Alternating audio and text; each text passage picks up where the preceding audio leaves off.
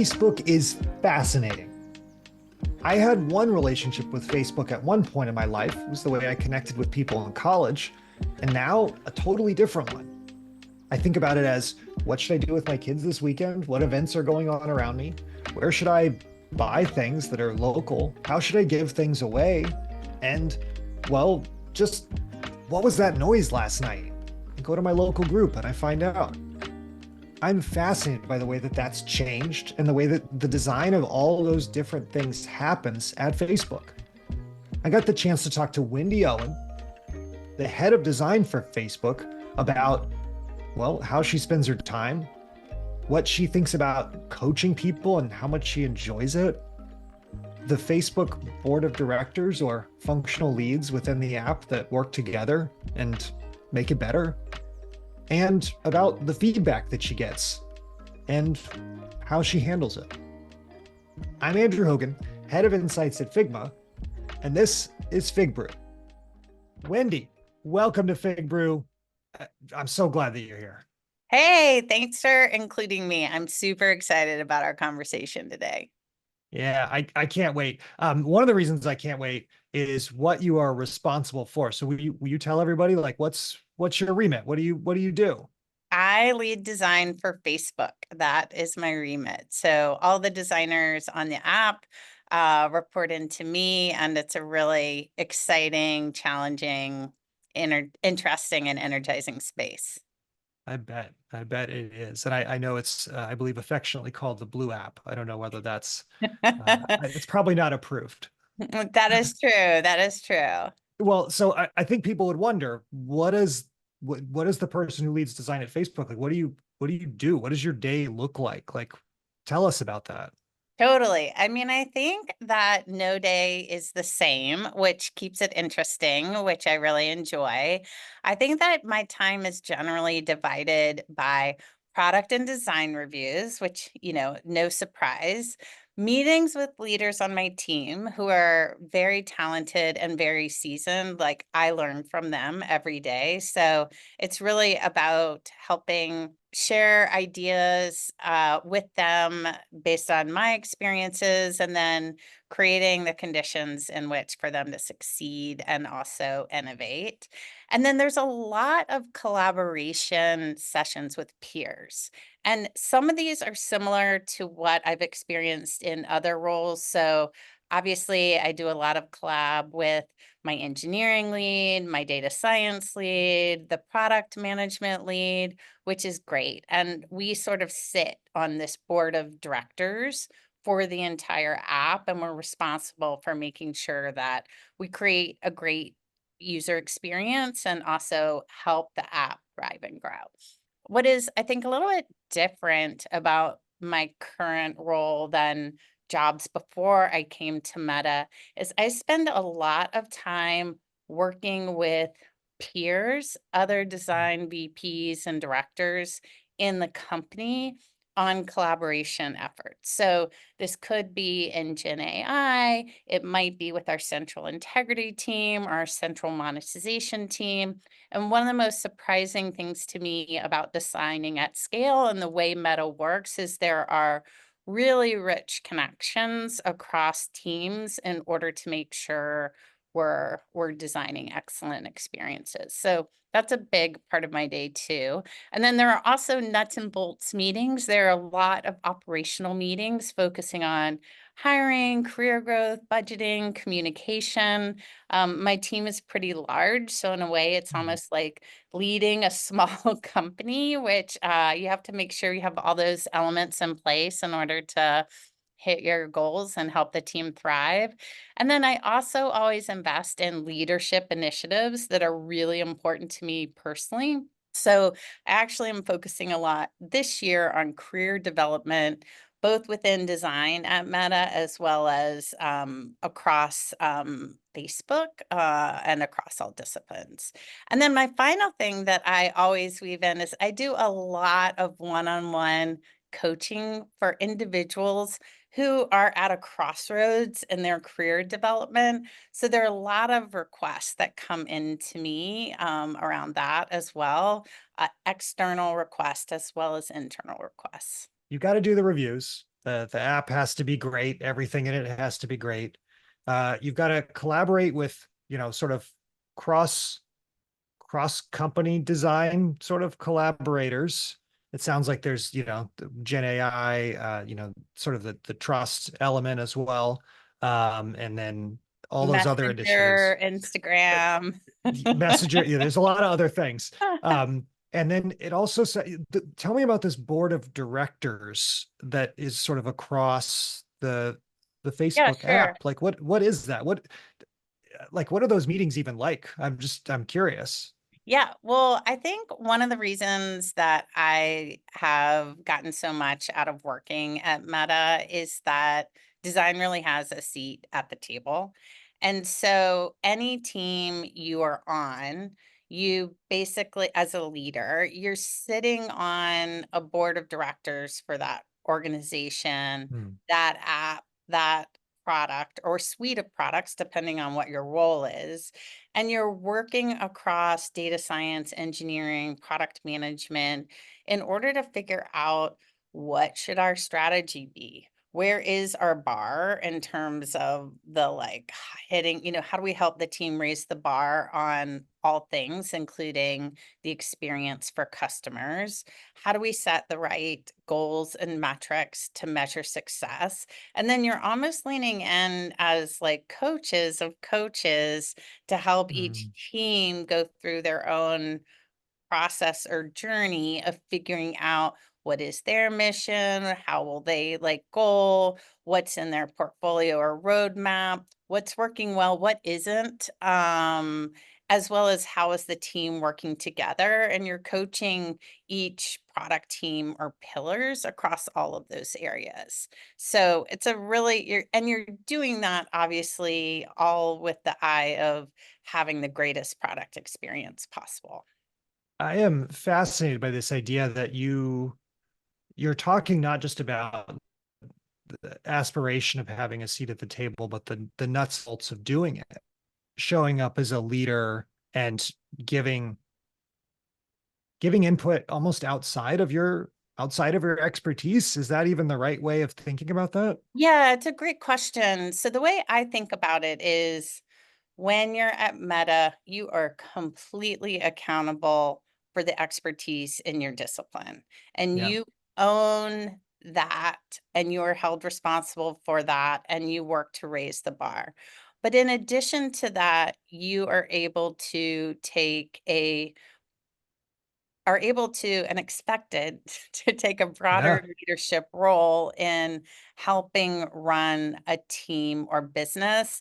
And since my background is actually in working for small startups for most of my life and running my own business, and the fact that I've worn a lot of different discipline hats, this kind of team system and collaboration across disciplines, it really inspired me, and it really feels similarly to working in a startup environment in some ways. Of course, there's like a lot of other things, I'm not Yeah. putting together my desk anymore, um, or taking out the trash like I have. Must be nice. Yeah, Must be nice. but, which is great, but I think that it is great to both have the accountability for holding the bar for your discipline, but also get to be your fullest self and grow in a lot of other areas as well. Yeah, yeah, Around that people who are great at what they do. uh, well, that's what's fascinating about what you said, because these people, I imagine, are experts in their areas. And it's essentially saying that that is not enough. You need input from outside, from different people who are experts in their own areas, because they'll bring a new perspective. They'll be deep in their own discipline. And That's it's a right. really interesting way of thinking about it. Yeah, and of course there's like a clear STO, like Yeah. there's a great app lead named Tom who's responsible for Facebook, and he does a great job of leading the entire team, but I really enjoy the vantage point of getting to like be in such an interdisciplinary team and getting to have opportunities in design but also broader than that. Yeah. At ST, what is an STO? That's Oh, worth. I'm sorry. I hate acronyms. Like there's a single threaded owner, or there's one person who's always ultimately accountable for any app or project or initiative. And I Yeah. think when you have a cross discipline or cross team Mm, like approach, it's also very important to understand who's ultimately accountable, who's the tiebreaker, how do you deal with escalations and all those good yeah, things. yeah, yeah. Yeah. Otherwise, the sort of who corrals all the feedback, who decides what to do and where to go. That That's makes right. sense. So I totally skipped over in the recap the career part. I did that intentionally because I wanted to understand this board of directors, concept. But you mentioned that you do a lot of one-on-ones and you're sort of thinking a lot about career growth for, for broader meta outside of your sort of sphere. Why are you so passionate about that? Like, why are you doing that work? And that's a really good question. I think I am very passionate about people, the people who use the products I create, and the people on my team who have been on my team. So a lot of the reach outs come from people that I worked with 3 years ago or 10 years Mm, ago, in addition to people on the team. But I think of careers a lot as design, and I really enjoy trying to help people think about what do they value the most? Where are they in their career right now? What are the dimensions that matter most to them? Which of those dimensions are getting ticked and where are there gaps and what do they want to learn more of? And then I think it's really fun to treat career development a lot like a design project and design multiple concepts or futures and really start to play with how could you have more of what you love and what you're great at, because personally I feel like that's where you find flow and you have the most impact. And so I think it's really important to try to get in touch with, and I don't think we spend that much time stepping back and doing that mm, a lot. And I also feel like it's helpful to have an outside point of view, talk to you about it. Similarly, as when you design concepts and you've been in your design cave for a long time, it's helpful to like step out of that and really get a sense of how others are seeing your work and see what questions they have about it, what they see. So I just get a lot of joy and energy out of doing that. And then as a leader, I think that you have to invest in career development. Like that's the way you really help build a strong and healthy team. I've found if you support their career goal long term, they're very loyal and they mm. want to come back and work for you again. If they don't want to work for you again, they send you great people. They teach you new things. So it's just always been a part of my practice. Yeah, that makes sense. If someone was watching this and they were thinking about their career, where they were at, maybe they were at a crossroads, is there an exercise you would recommend that they do, or is there a question they should ask themselves? Yeah, that's a great question. I usually ask people to do a couple things. One, to think about a project or role where they were most energized, excited, inspired, and had the most impact, and why. Was it the kind of work, the content of the work? Was it the conditions in which the work was done? And start to tease out the dimensions that are most important to you as an individual. And then I also like to ask people, and I personally find this very hard, but like, where do you want to go in 5 or 10 years? Because I think it's important to have some idea of what you want to learn and grow now in order to get to that mark.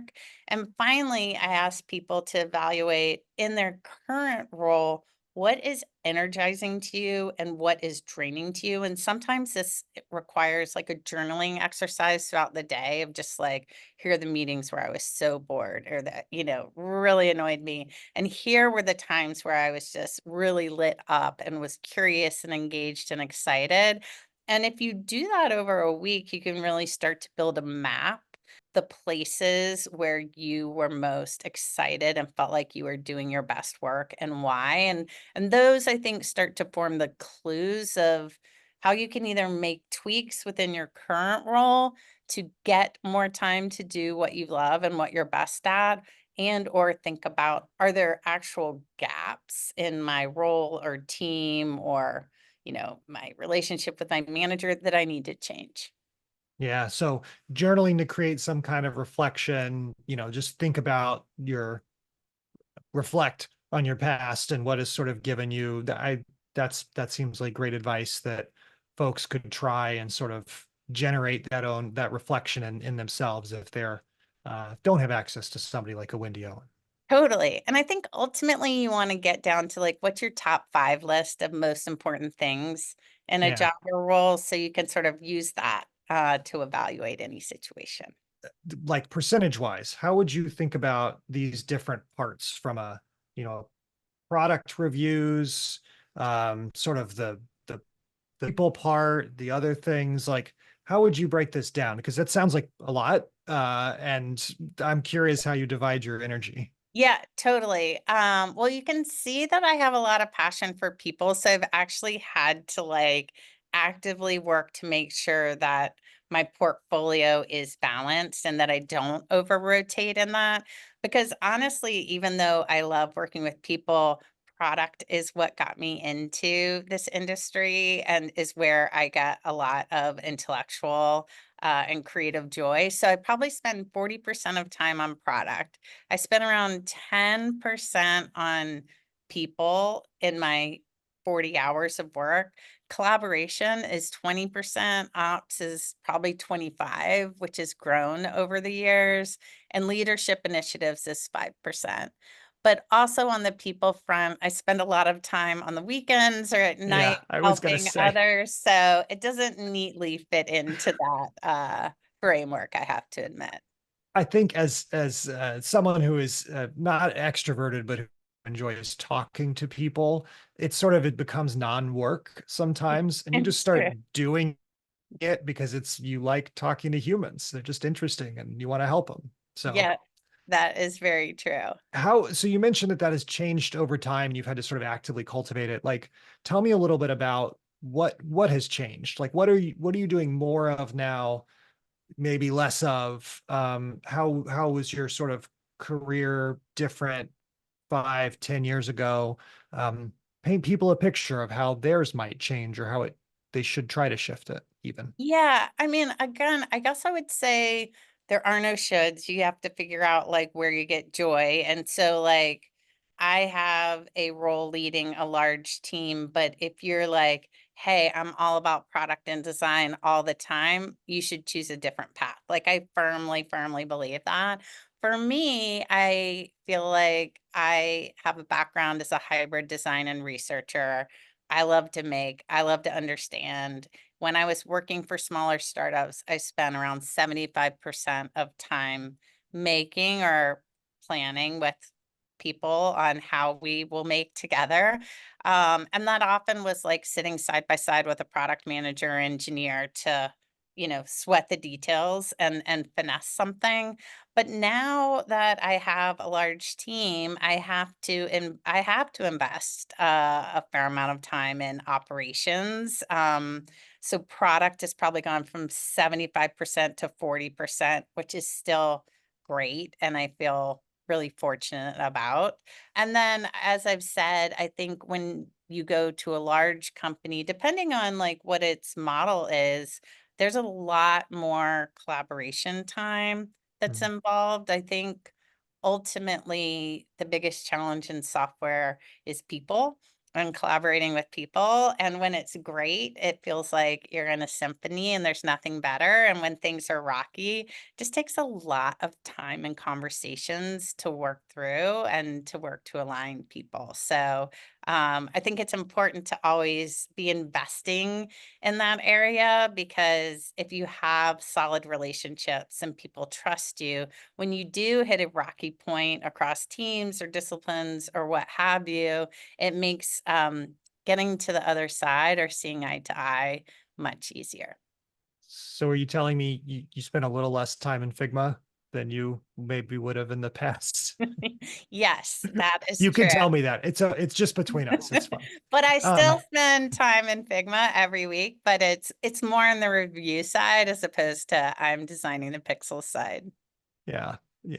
Um, so it sounds like one of the things that you've done is sort of invest in how to work with the different people around you.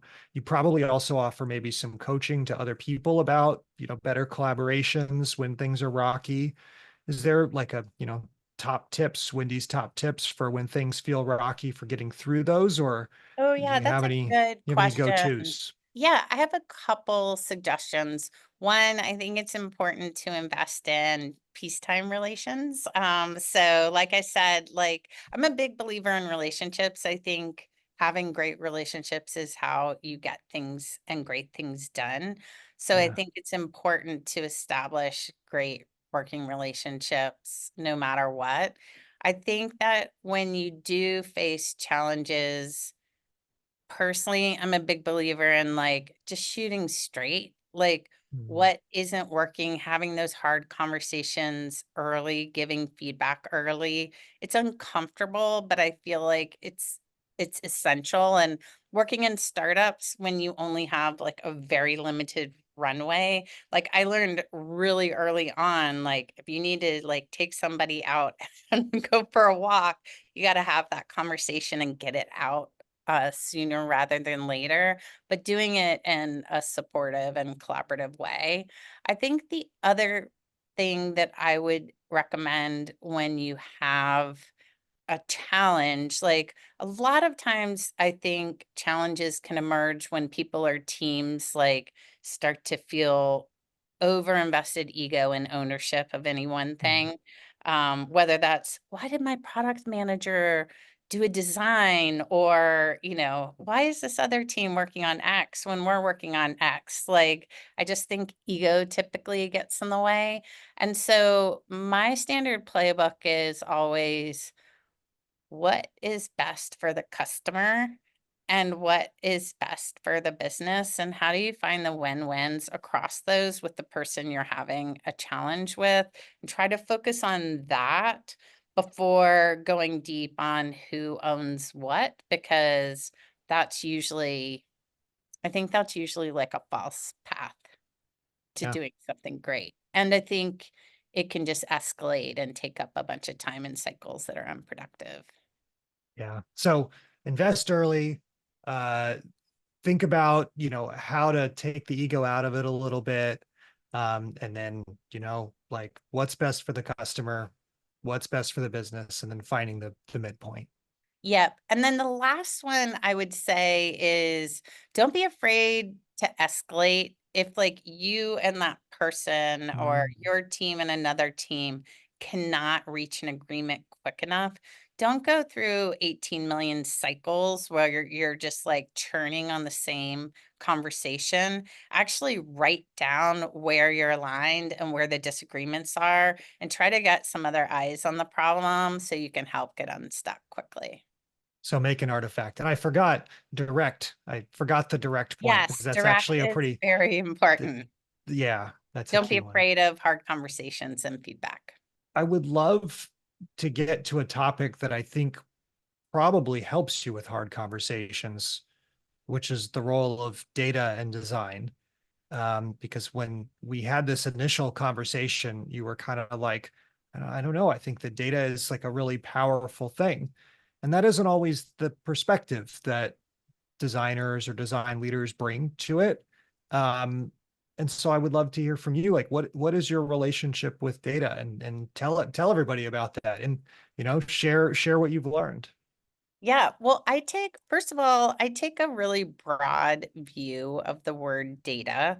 And I actually looked up the definition this morning, which is facts and statistics collected together for reference or analysis. And I think sometimes people think of data as, stat sig, statistically significant data sets, often data sets that are representative of what's happening within your product or platform. And that's what they think of without going broader. And for me, data has always been a sense of source of power as a designer. And Mm. I believe that you have to have a really strong mix of qualitative and quantitative data to make decisions that are great for people using products. And I have more hard skills on the qualitative side, given the fact that I've done, field research as a researcher and then use that to power design concepts or strategy. But I feel like qualitative data is also essential for understanding, obviously, your product and very critical to design. So a couple of the books that I would recommend. So one is Observing the User Experience, and this is just a really great practical guide to like running strong qualitative methods in the field or in a lab. So really would recommend that by Mike Kunyowski and Liz Goodman. And then I recently read a really thoughtful small book called Sustainable Data by Jan Chipchase and Lee John Phillips. And that was just very provocative about thinking about the role of data in design as and also with a very, I mean, Jan Chipchase is such a famous ethnographer and researcher, and like really thinking about the role of qual data, which I really appreciated. The book recommendations that I asked Wendy to bring are designed to sort of like what how could you help people think about this a little bit more and be more expansive? And I love that you brought the definition into it because it is true. Data gets conflated with we ran a survey and this is what the data said. This is the behavioral data. And there's all kinds of data and it can be misused in all kinds of ways and it can be powerful in all kinds of ways. So I love that point of gives you power to advocate for things that you maybe knew, you felt in your gut, and you could be sure of or help someone else be sure of them. One of the things you said is that data is like a source of power. And I'd imagine data literacy is sort of access to that power. Why is it such a source of power? Like, what does that mean? And why is that the literacy to get at it important? Totally. For me personally, it's always provided me with conviction around my concepts. I feel like you probably know as well as I that as humans and as designers, we're often pretty bad at predicting what will work for people. And so, one of the most interesting and humbling parts of design in my mind is taking concepts into a lab or looking at data about how your product is actually being used. And that moment when you're like, oh, wow, I really didn't expect that.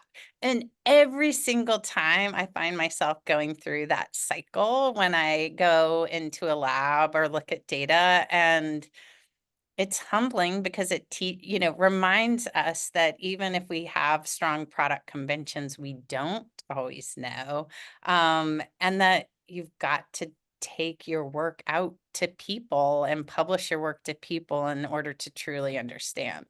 But so that's to me why it's power, and I can give you a little bit more about how that's manifested. So a couple of things that I think I've learned is that data understanding data and having a perspective about customers and customer needs and customer point pain points allows you to join conversations and speak to other executives outside of design in a very compelling way that they can understand, because most great leaders use data to make decisions along with strong principled decision making framework. So you're almost speaking their love language by bringing data to them.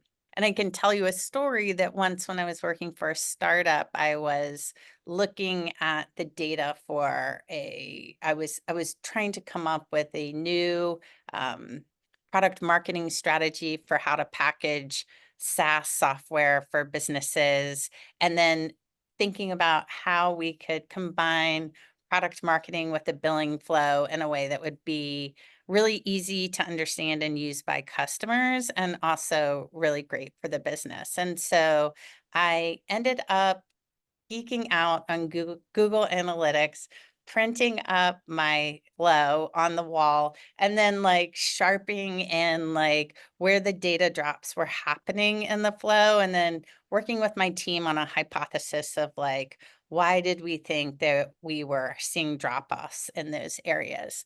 And I took my hypothesis to my CEO and advocated for us to invest more in this one particular part of the platform because it was so critical to the startup's, ability to survive. And she said yes to that and the investment as well as the founders. And that ended up shifting roadmaps for the product for quite some, I don't know if it was 6 months or 9 months for the year. And that was one of the first times as a designer where I was using quantitative data in order to really shape my opinions on what we should fund in a very small organization, as well as what we needed to change in design if we got that funding. And it really was just, it was a great success story because it made me realize that if I could apply data to something I really cared about, helping more people like do what they wanted to do, um, it could really work for design as well as other parts of the business. So you made an artifact that was sort of everybody could see, everybody could collaborate around it. I'm assuming there's different disciplines. You visualize things so that they could see it, which is, often a design superpower. And then that builds the conviction on where you should go and helps you tell a story, which is, I think people think about data as a set of numbers that tells you unequivocally what you should do, and you turn it into a story about where you might go next. Totally. Well, I mean, that is why I believe that qualitative data is so important because I think data that you can get on your platform is so important and so critical, but it's limited to what people are already doing on the platform. You can Yeah. run tests, you can experiment. All of that is essential to creating great products. But a lot of times, to really understand the why, I think you actually have to have conversations with people if you don't really know what's happening, and also look out at other insights and artifacts in the industry to learn more about what's happening outside of your organization. If I'm watching this and I'm a designer, or maybe I'm a design leader, and I don't feel super data literate, and I decide, well, I'm going to go read these books that Wendy recommended, and then I decide I want to do more. What's the more? What else should they be doing? How should they approach it? It's a really good question. I mean, first, I would say try to develop your own data literacy skills in qual and quant. And everybody is often on a different part of that journey. And I think the biggest nudge I would give people is like, you don't have to get a PhD in it. Like, you can try some really small experiments to learn and grow, and those are really valuable.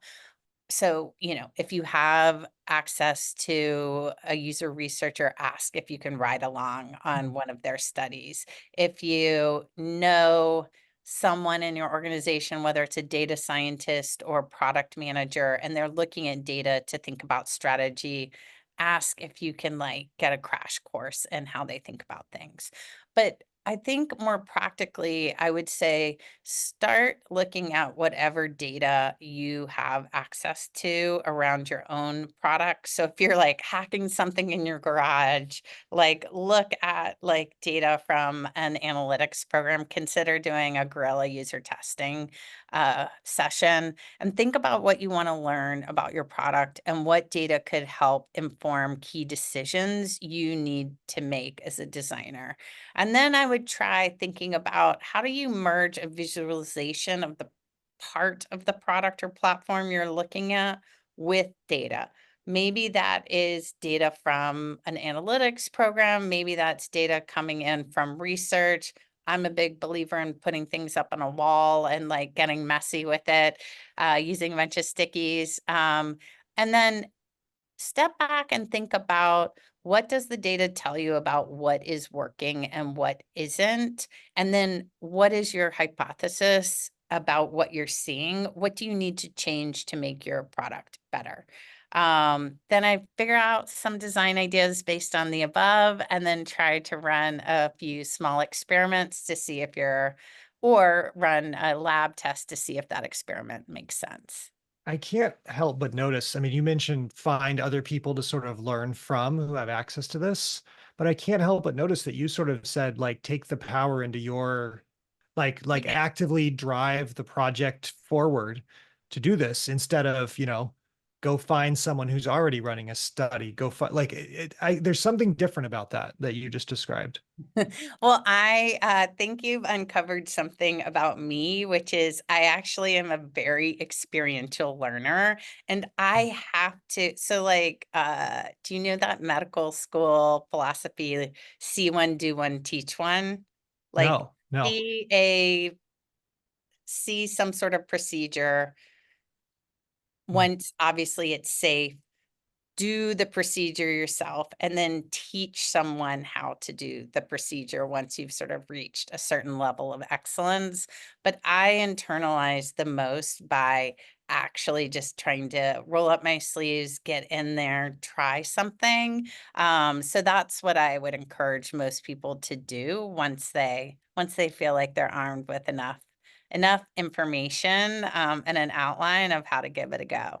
I love it. Be an experiential learner, Wendy says. Do, do Exactly. it. Do it. Um, I think we've talked about sort of the conditions that you're trying to create, the ways of working, the some of how data can help give you some power. I would love to hear from you about what do you do with that power and the topic of craft and creating great software. Like this is a topic that seems to be buzzing around. We're going to talk about it a little bit at config. There was a recently a panel with Yuki Kari and Katie Dill from Stripe about this. We'll put the link up here from a write up. Um, how do you think about creating great things?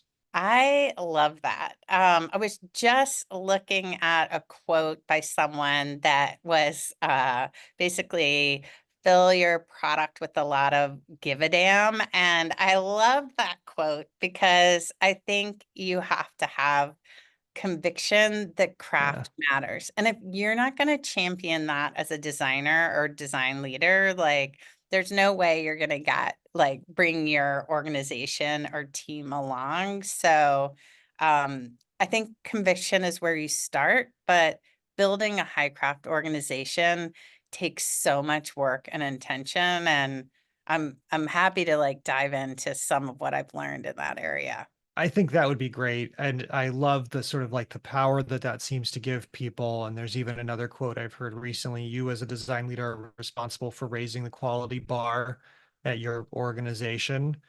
And yeah, so how do you approach this? Like, how do you try to raise the level? How do you identify even what level of craft, you're at? What would you tell folks? What have you learned?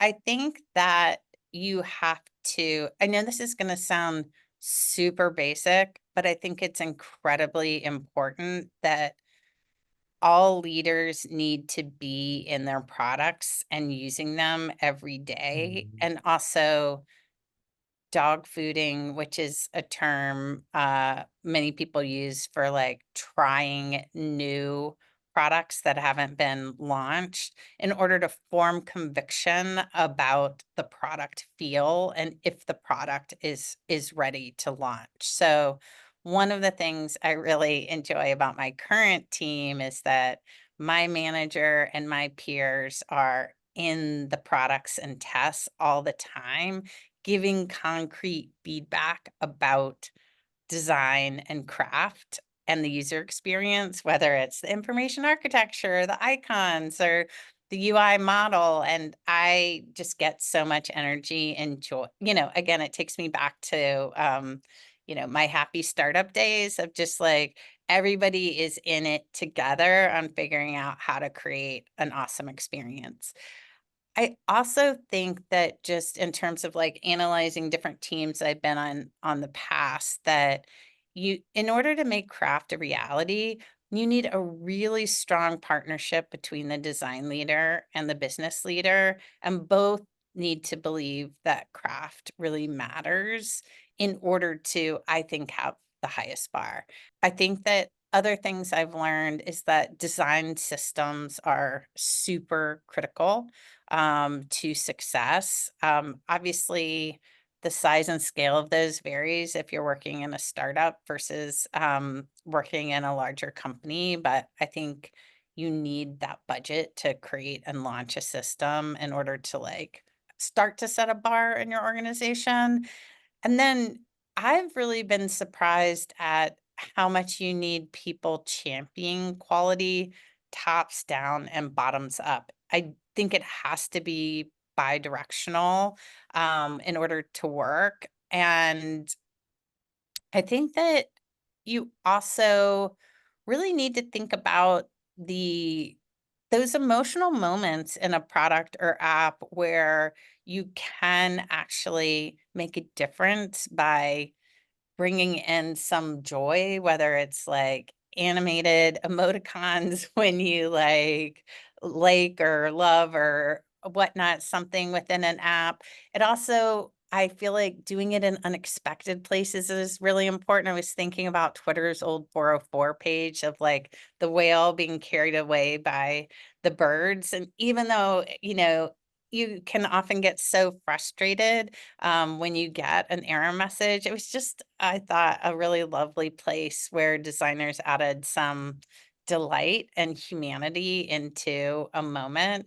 I read a really cool article recently called The World's Most Satisfying Checkbox, where Andy, the guy who wrote it, talks about the importance of feel, like game feel, in video games. And it was a really interesting provocation on where do we need to add those moments of game feel within an app or product as product designers? Yeah.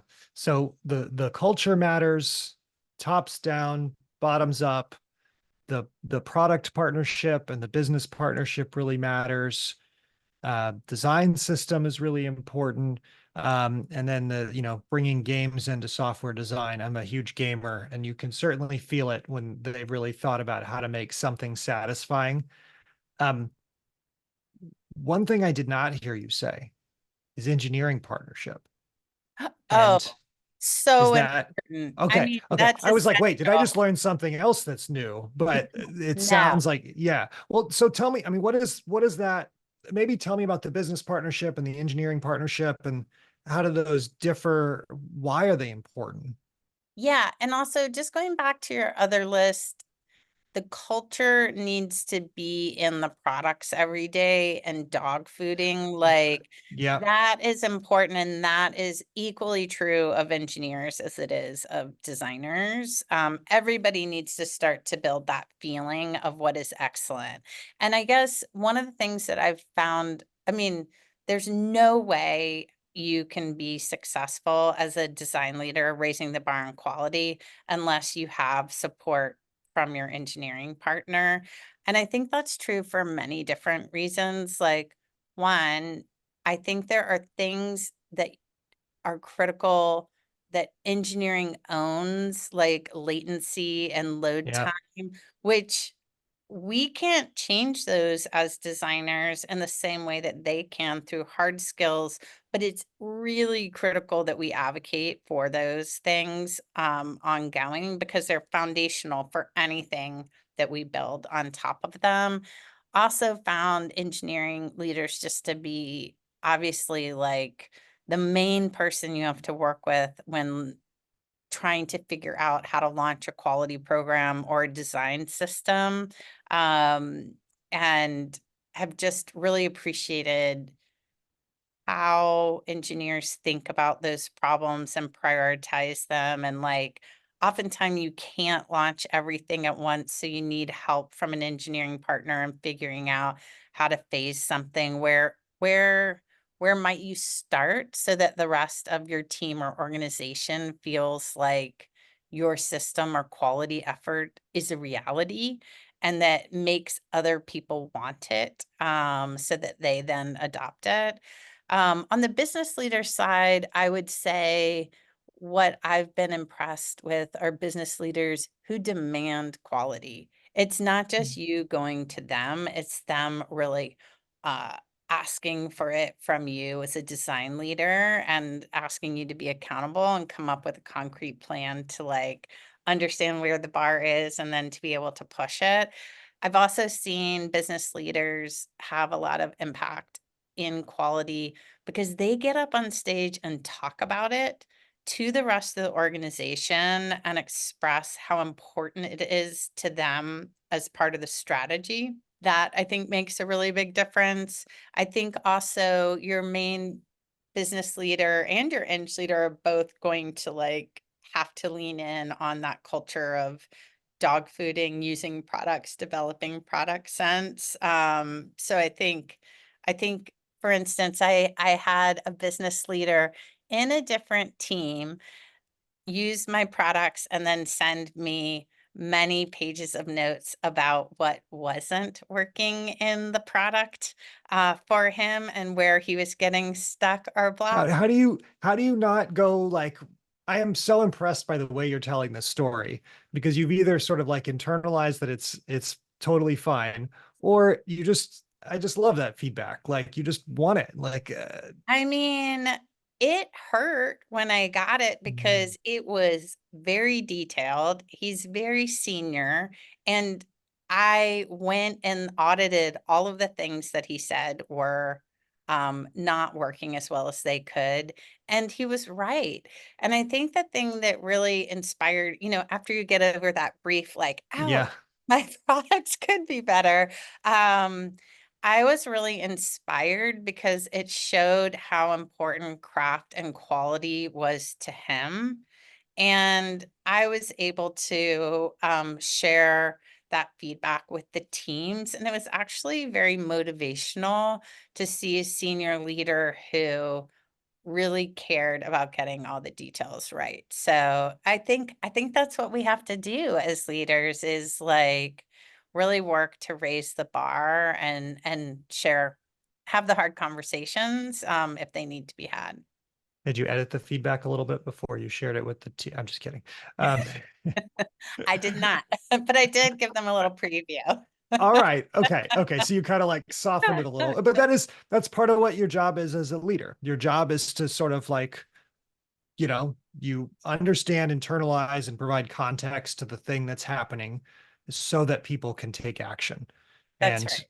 that is, I think, the sign of somebody who knows how to lead, and how to take things forward. Um, let's say you're in a company that doesn't necessarily believe in craft, and you want to show that you're making progress and talk about why it's important. You have any tips for folks um, who are in that kind of situation and maybe trying to make something that is thought of as a little fluffy, a little less fluffy? Yeah, I think it is very important to work to set measurable impact goals that align with where you want to raise the bar. And depending on your company and sort of how evolved it is in terms of its practices, this could be as easy as creating a top 10 list of changes you want to make based on customer feedback data Mm. that you've gotten, even if it's just people writing into emails if you don't have a customer support team, but like you create the top 10 lists that you then burn down, or it could be coming up with metrics for how you're going to goal on the rollout of your design system. I think you really need to show that it's not fluffy, you're committed to change, and that you're showing how you're going to hold yourself accountable to the people who you're hoping will lean in further on this super important area.